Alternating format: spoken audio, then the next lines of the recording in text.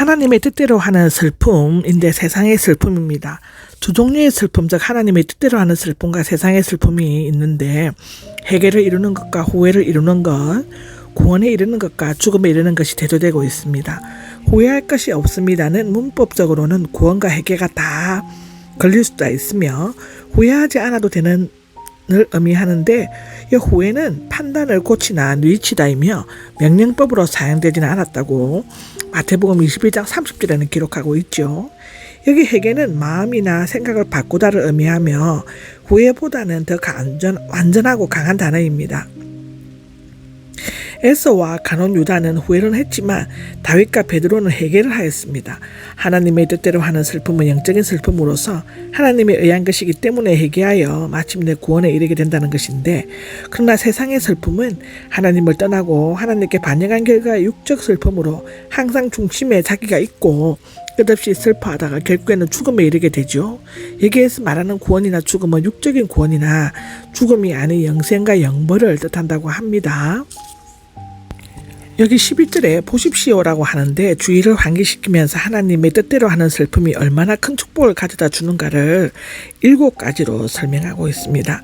첫째, 큰 열성인데 열렬하고 관심 열정인데요. 바울에게 냉담했던 태도를 바꾸어 잘못을 보상하기 위해 간절히 노력하고 하나님과 바울에 대한 열렬한 관심을 가졌다는 것이고, 여기 해명은 변호나 정당함인데 잘못과 실수를 인정하고 자신의 입장을 간절히 변호하라는 것처럼 보였죠. 이게 의문이 있습니다. 바울에 대해 부당하게 모욕하거나 교회의 부패에 대해서 분하게 여긴 것인데요. 네 번째로는 두려움입니다. 바울을 다시 볼 면목이 없는 것과 자신들의 잘못으로 빚어진 비참한 결과들에 대한 놀라움인지요. 하나님의 진노와 심판에 대한 두려움을 나타냅니다. 그리워함이 나오는데 바울을 진정한 사도로 받아들이고 이전과 같이 신뢰와 사랑의 관계로 회복시키며 그가 오기를 간절히 사모하는 것으로 말한다고 합니다. 6번째는 열정입니다. 회개하고 죄를 멀리하며 거룩하게 되고 바울의 교훈을 지키려는 일에 열심을 내는 것을 의미하는데, 7번째는 징계입니다. 보복함과 공의함을 행함인데 누가복음 18장 베드로전서 2장에 나옵니다. 바울을 옹호하고 그를 공격하고 대적하는 자들을 공의롭게 징계한 것을 나타냅니다. 여기 잘못이 없다는 것은 거룩함, 순결함, 죄 없는의 뜻인데 그 모든 일이 바울을 대적하는 자들이 죄인지 아니면 고린도 교인들의 거짓 교사들에게 속아 범한 죄인지에 대해서는 분명치 않습니다. 편지를 받은 교인들은 그것이 무엇이든지 알았을 것이고 그들은 바울을 적대하는 자들의 행동을 그대로 방관한 것과 거짓 교사들의 유혹에 속아 죄를 지은 것에 대해서 회개하고 용서를 받아 깨끗게 되었고 그들과 같은 죄를 더 이상 짓지 않았음을 나타냅니다. 불의를 행한 사람, 불의를 당한 사람이 나오는데 구체적으로 누구를 가리키는지는 분명치 않습니다. 여기 음행자 고린도전서 5장 1절에 나오는 자가 아니라 바울의 사도직에 반대하고 명예를 손상시킨 자를 가리킨다고 볼 수 있는데, 바울이 책망의 편지를 써보낸 것은 그런 자를 벌하거나 불의를 당한 바울의 자신의 결백을 변호하기 위한 것이 아니었죠. 다만 교회 내의 거짓 교사들로 말미암아 오해하고 있는 자신의 사도직에 대해 올바르게 인식하고 자신에 대한 교인들의 진실된 열성이 하나님 앞에 분명히 드러나도록 하기 위함입니다.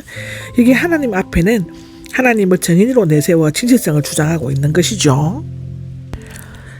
위로를 받았습니다가 13절에 나오죠.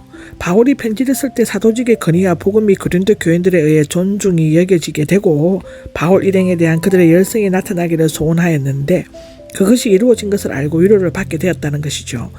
기뻐하게 되었습니다는 디도는 고린도에 파송되어 그들에게 바울이 가르친 복음회로 돌아갈 것과 바울이 성실하다는 것을 건면하였습니다.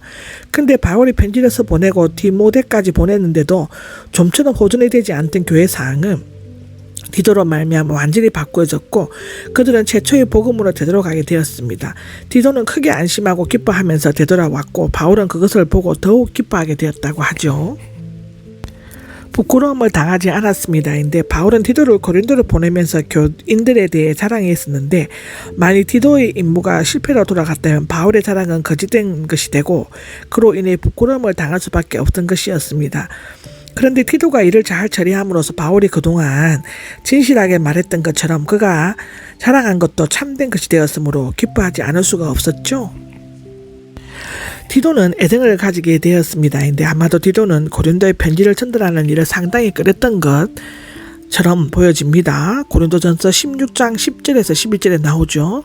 그런데 그의 염려와는 달리 고린도 교인들은 두렵고 떨리는 마음으로 받아들였고 매우 열심히 바울이 가르친 교훈들을 지키려고 노력하였습니다.